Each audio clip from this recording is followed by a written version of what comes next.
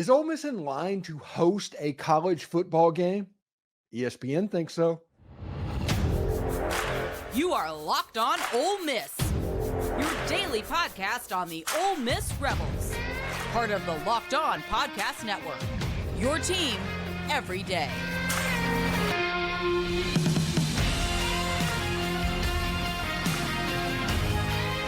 Hi, I'm Stephen Willis, a former staff member at Ole Miss and a 10-year veteran of the national media at Yahoo Sports. Also did a little time at WSMV.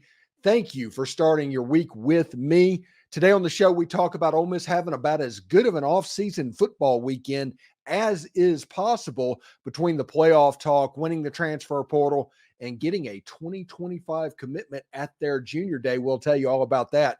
This is the Locked On Ole Miss podcast, your daily podcast on the Ole Miss Rebels, part of the Locked On Podcast Network, your team every day. We're free and available on all the podcast apps and on YouTube. Thanks again for making Locked On Ole Miss your first listen every day, and a special hello to the everydayers who make the show what it is. These days, every new potential hire can feel like a high-stakes wager for your small business. That's why LinkedIn Jobs helps you find the right people for your team faster and for free. Post your job for free at linkedin.com/lockedoncollege. Terms and conditions apply. Ole Miss did not have a good weekend on the hardwood. They had second half meltdowns that cost them against Auburn and against South Carolina. But the football side of the house, they had one of the better weekends in offseason football that you can think of. And part of it was because of an article that came out from ESPN about the 12-team playoff.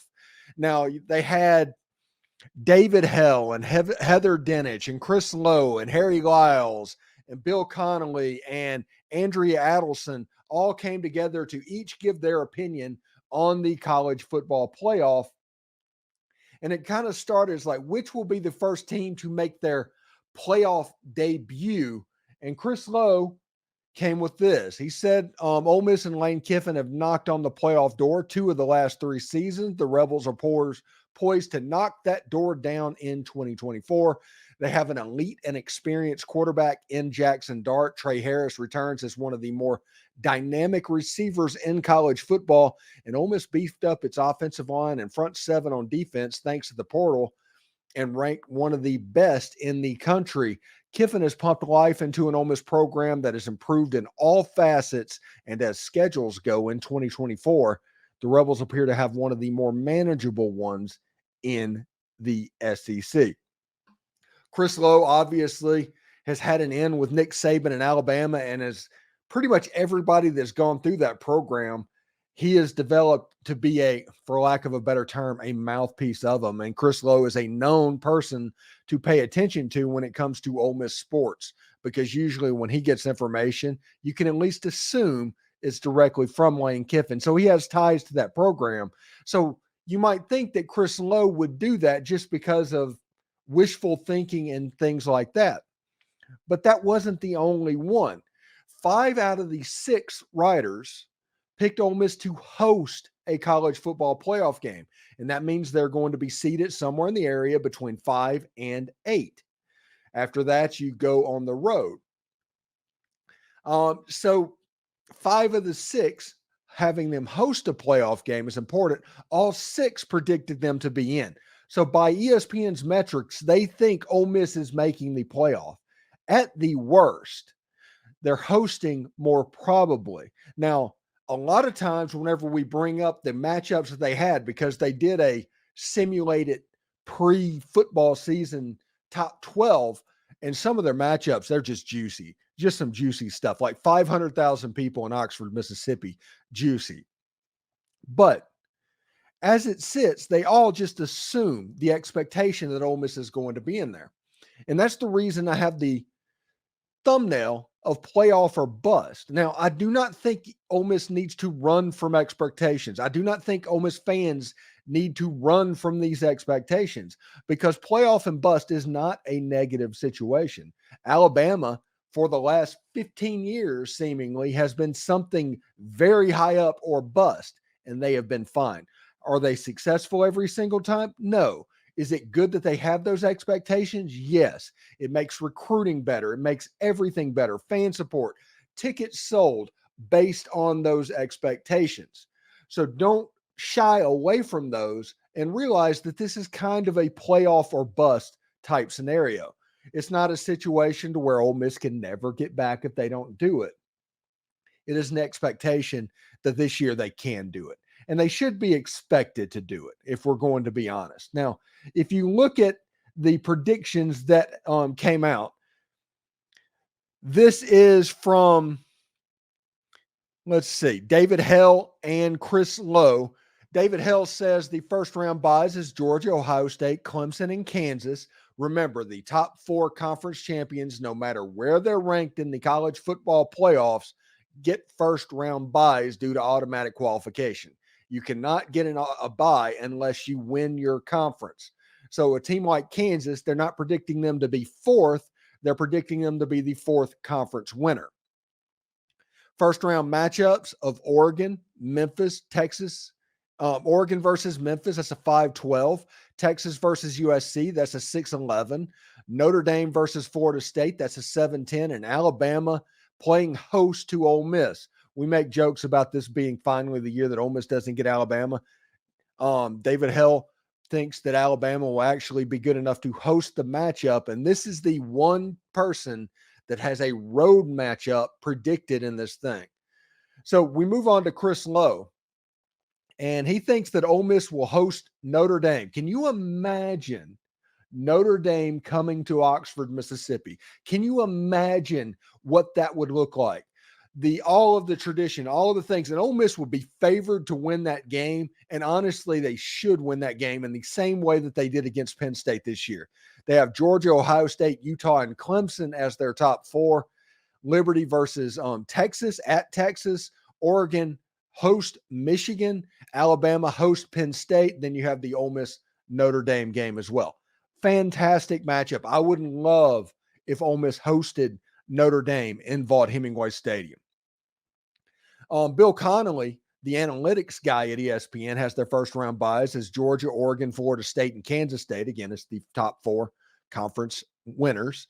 And then you have Texas at Memphis, or Texas versus Memphis, Utah at Ohio State, Penn State host Alabama, Ole Miss host Michigan. There we go. Back-to-back games, Notre Dame and Michigan pops up. You just want that helmet in games that you probably are going to win. Michigan has recruited pretty well, but they have not recruited well enough that Ole Miss isn't going to be the favorite in this football game. Should be really interesting indeed. Then you have Andrea Adelson, who has her first round buys with Georgia, Ohio State, Clemson, and Arizona. First round matchups, Boise State, where Chris Marshall ended up, by the way, going to Oregon. Florida State in Vaught-Hemingway Stadium. That could be a sign of things to come in coming years, depending on how this ACC thing goes. Kansas State at Texas in a Big 12 versus SEC game, which sounds weird to say. Missouri at Notre Dame. And finally, you look at these two. You have Harry Lyles that says Georgia, Oregon, Florida State, and Utah are going to be the top notch. Then you have Memphis at Texas. Everybody assumes that Memphis is going to be the group of 5 team this year to pop out, which is good timing for Memphis and Ryan Silverfield going at Texas. They think Texas is the number 2 team in the SEC. You have Penn State going to Ohio State. You have Alabama going to Ole Miss. That'd be a fun matchup, and just because of those circumstances. And you have Michigan and Notre Dame. There's a lot of the same teams popping up that they think are going to contend. And you have Heather Dinich, which Heather Dinich is kind of their go-to playoff person at ESPN. She's kind of become what Mel Kiper Jr. was, to where you're in for one specific thing and they find other stuff for you to do to justify paying you all that money. But her work in the playoff is very well done. She thinks Georgia, Ohio State, Utah, and Louisville are going to be the first round buys, which is interesting, an ACC Louisville matchup. Boise State at Texas, USC at Ole Miss, which is going to happen in 2026 regardless. Missouri at Oregon, and Alabama at Notre Dame. Now, The thing that everybody needs to look at in these matchups, like I said, these are fantastic things. For drawing these up in a room in February, these are amazing predictions, especially for Ole Miss.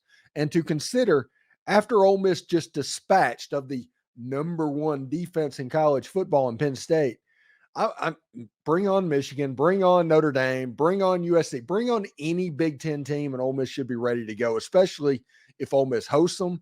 I think if there is a helmet involved, and when I say that, I'm talking about the traditional blue bloods of college football in Oxford, Mississippi, it will be the largest city in the state, and I don't think it'll be particularly close. It should be really interesting to see, and I'm pretty fired up. ESPN thinks Ole Miss not only will make the playoff, they think that Ole Miss is going to host the playoff, and they have a path to be the number 2 team in the SEC and play in Atlanta.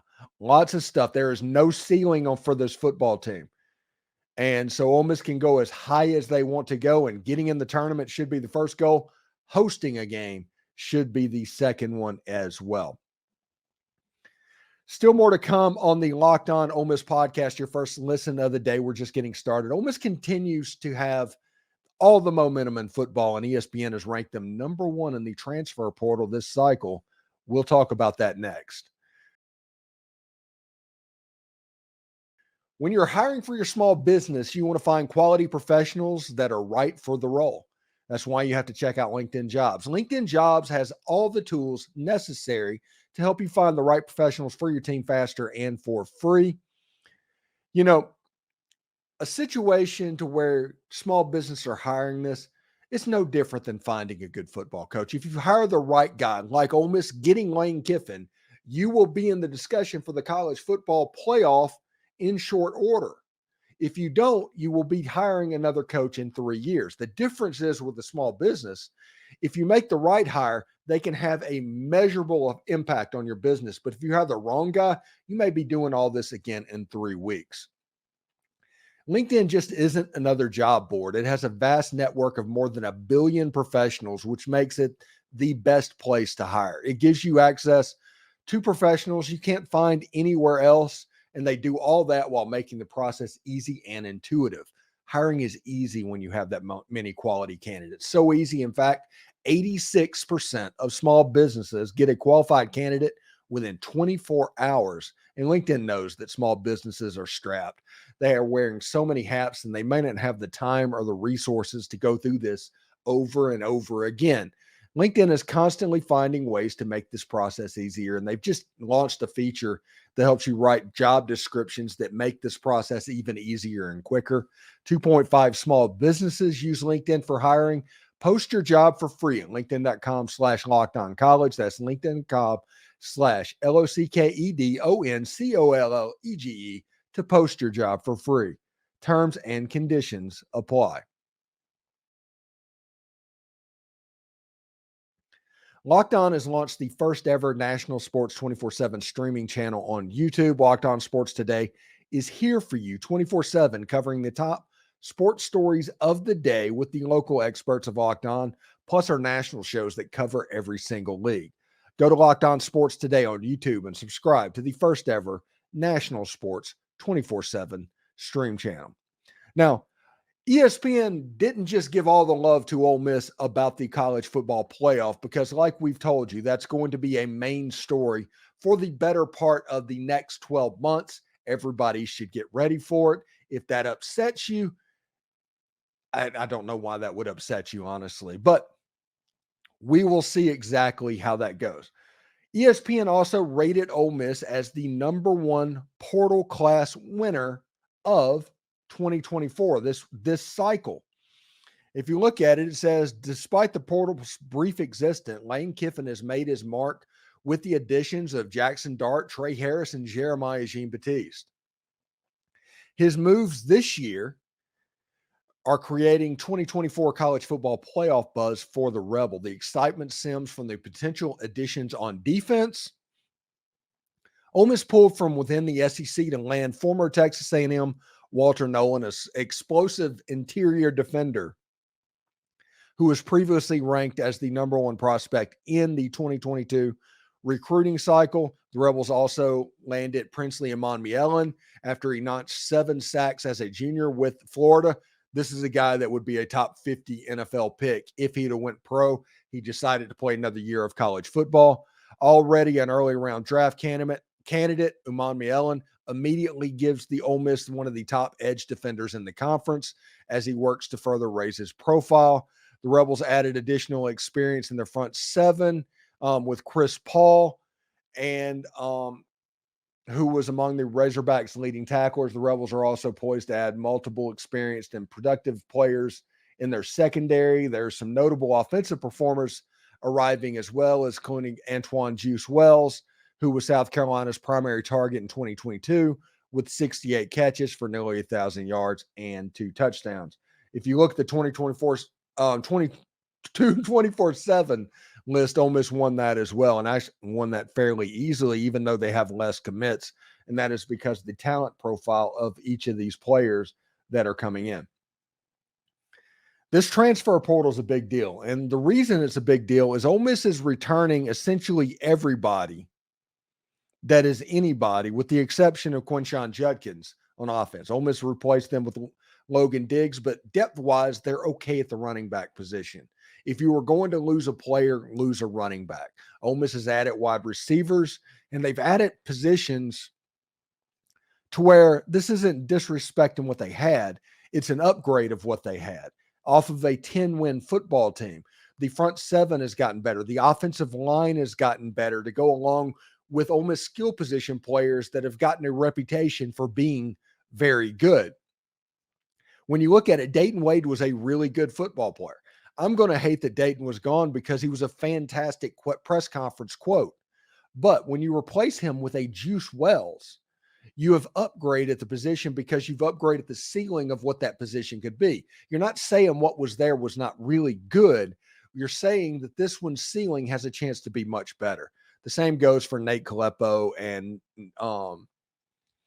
Bulow on the offensive line. On the defensive line, Princely Umanmielen and Walter Nolen, they have set it up on the defensive line. And Chris Paul coming in at linebacker, I've described him as a plus Jeremiah Jean-Baptiste. And if you look at that ESPN thing, Jeremiah Jean-Baptiste got a call out off of Ole Miss players that have performed really well. You also have freshmen that are going to pop up as well. People are going to worry, the yeah, but fans that I like to talk about all the time, they're going to worry about the loss of Tyler Barron, who was clearly number 2 edge that Ole Miss brought in, but that leaves a spot open for Kamarion Franklin to take a step. And Lane Kiffin, for what it is, he gives players chances. If they're young players like Suntarine Perkins, I expect him to play a little bit more this season. This spring is going to be huge for him in taking a step in the linebacker room that has TJ Dudley, Chris Paul, Kari Coleman, that room that is already pretty good. Suntarine Perkins can take a step. And we're going to talk about a player that Ole Miss just got a commitment from for 2025 that is kind of a prototypical player that needs to be recruited at Jack. We'll talk about that in just a little bit as well. But if you look at what this transfer player portal has done, and this number 1 portal class, it's literally no different than what Florida State did a year ago. And everybody's going to say, well, Florida State didn't make the playoff. Well, Florida State in 2024, that team would have made the playoff. They would have gotten a first-round game, even with everything that happened. They would have been the number 5 or the number 6 seed, and they'd have probably been the number 5 and gotten a home game against Liberty, and then they would have played the number 4 team, which would have been Alabama. Florida State and Alabama in the quarterfinals, played in a bowl game somewhere, and everybody would have gotten the reward that we expected them to. I love the 12-team playoffs because it adds parity, because it's not the same 6 teams that are recruiting to the playoff. Now, all of a sudden, you have 20 to 25 teams that are absolutely recruiting to that playoff. You're going to have the NIL and the transfer portal that is, again, going to take depth off of these blue blood talented rosters and distribute them around the country. And in the end of it, you're going to have the most parity that we've seen in college football in probably my lifetime. It is going to be something to see. It's going to be really fun. And I think Ole Miss is probably the big winner of this whole deal. The transfer portal, NIL, the whole 9 yards, Ole Miss has taken advantage of it at a higher level than most everybody else did. Now, we are at the point where teams are going to start copycatting and to make that advantage a little bit less and less. I compare this really similarly to what Boise State went through in the mid-2000s. Eventually, people are going to catch up with whatever they're doing, and it's going to be more and more difficult for them to do it on a consistent basis. That is going to happen to Ole Miss as well. Hopefully, you can build up enough of a lead to where it doesn't matter if they catch up a little bit because there's enough separation that you can do it. That's the path for Ole Miss to being a blue blood. Ole Miss is never going to do what Alabama did to where they have that 17-year run. It doesn't matter if Lane Kiffin stays here or not. Ole Miss is going to be a little bit of a yo-yo team. When you look at what happened in 2022, that is going to happen again. But if you look at what happened at 2023, that is going to happen again. And if Ole Miss yo-yos between that area, I consider that a win because you're never going to bottom out. You're never going to have that Houston Nut Zach Stout season from 2011. You're just going to go up and down slightly, competing for the playoff every other year. And every Ole Miss fan, I think, would be happy with that as well. I mean, I'm pretty excited about what ESPN has said about Ole Miss moving forward. Ole Miss winning the transfer portal, absolutely huge. And Ole Miss being in a position to host a playoff game, everybody knows I'm fired up about that. Still more to come on the Locked On Ole Miss podcast, part of the Locked On Podcast Network, your team every single day. We're looking at 2025 players, and Ole Miss got a commitment from Jack linebacker prospect Corey Amos, and he's a good one. Happy Super Bowl week to all that celebrate from FanDuel, America's #1 sports book. If you're like me, Super Bowl Sunday is all about scoring the best seat on the couch, grabbing your favorite football snacks, and placing some super bets. I'm a Saints fan, so there's been one game to where I've really been invested in the Super Bowl as a game. I mean, seriously. But I do enjoy Super Bowl Sunday. I do think this is America's holiday, and it's because of the whole ambiance of the game. And I'm going to watch the NFL Today documentary that CBS is going to put out. I'm going to look at the new graphics that are going to debut, all of the production stuff that they're going to do. I'm going to look at, and honestly, I'm going to try and copy it for this program as much as I can. But FanDuel has so many ways for you to win at the end of the season, even if your team isn't in the Super Bowl. Heck, they might have 2 or 3. Not only can you bet on who will win that game, Super Bowl 58, but also FanDuel has bets for which players are going to score a touchdown, how many points are scored. Heck, I think they're having a bet on what color Gatorade is going to be dumped on the coach. That's absolutely nuts. So just visit FanDuel.com/lockedon to sign up. That's FanDuel.com/lockedon. Make every moment more with FanDuel. It's an official sportsbook partner of the NFL. Thanks for making Locked On Ole Miss your first listen every day, and shout out to the Everydayers. Locked On has launched the first ever national sports 24/7 streaming channel on YouTube. Locked On Sports Today is here for you 24/7, covering the top sports stories of the day with the local experts of Locked On, plus our national shows that cover every single league. For your second listen, go to Locked On Sports Today on YouTube and subscribe to the first ever national sports 24/7 streaming channel. Be part of history. Now, after all of that good news happened and Ole Miss being all over the news, Ole Miss got a commitment on their first junior day of the year, and they got a commitment from a pretty good player. This isn't just Joe High School kid from Ninawaya High School. This is, or as my dad would say, he's from Boga. Who are we playing? Bogachita High School. But this is a guy from Opelousas, Alabama. He is a jack. He is 6'3", 205 pounds. This is somebody that has the frame to grow into their body a little bit. And Ole Miss probably projects this player as a Will Anderson type player. That is what he is recruited to be. He is explosive off the edge. If you look at him, On3 has him as a 4-star. ESPN has him as a 4-star. Both of them have them in their rankings overall, whether they're ESPN 300 or On 300, whatever that. Consensus-wise, he's a 4-star player, 265 in the country. He's the number 6 player in Louisiana. Rivals has him as a 4-star as well. 24/7 Sports has him as a 3-star. Now, if you look at the highlights of what is going on with this player, first thing you notice from him is an explosive. He's a fast twitch athlete. He is going to run you down. He is going to play off the edge. And if you try to block him, you're going to have trouble getting to him. And when you try to put him as the read player, you're going to have trouble because he is going to crash down and blow up the play before it even starts. He is a problem on the outside. Now, he's 6'3", 200 pounds. He has a little growing to do, period. But he has the explosivity that once he gets into a college weight room and the frame to put on that weight, this is somebody that I think could play at 6'3", 240, 250 pounds and be completely at ease, not lose a bit of his speed. This explosive player and the fact that he is from Louisiana is something to keep an eye on because this means it was a Pete Golding special. Now, with Louisiana players, it's like I always say, Louisiana players, if they get an LSU offer, they go to Louisiana. But you're not in the game if you're not in the game. So getting these commitments to start with, maybe you can build up enough of a lead. You can do what Alabama has been able to do, and that is win some of these battles for Louisiana players, even though LSU comes in at the end and they try to do what they do. Success does that. And Ole Miss being in the line for the playoff and going to be in a national type story in a national environment is going to help the Rebels this season. It's a situation with LSU.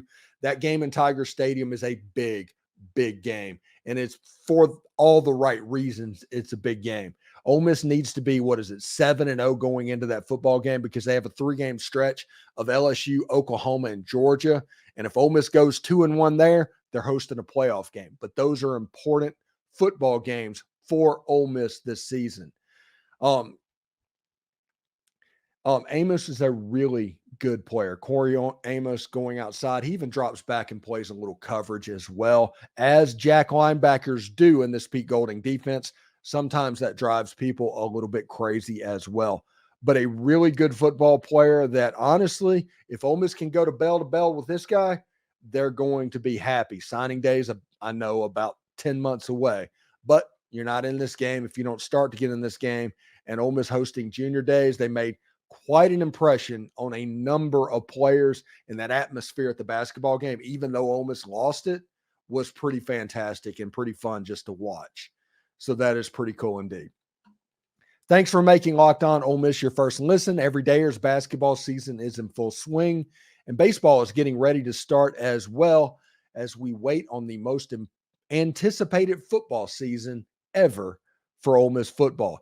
You can watch and you can hear and watch that all here. But for your second listen, check out Locked On, as it's launched its first ever national sports 24/7 streaming channel on YouTube. Locked On Ole Miss Today is here for you 24/7, covering the top sports stories of the day with the local experts of Locked On, plus our national shows that cover every single league. For your second listen, go to Locked On Sports Today on YouTube and subscribe to the first ever national sports 24/7 stream channel. For those of you on YouTube, we'll send you there right now. Playoffs are bust, right? Howdy toddy, everyone.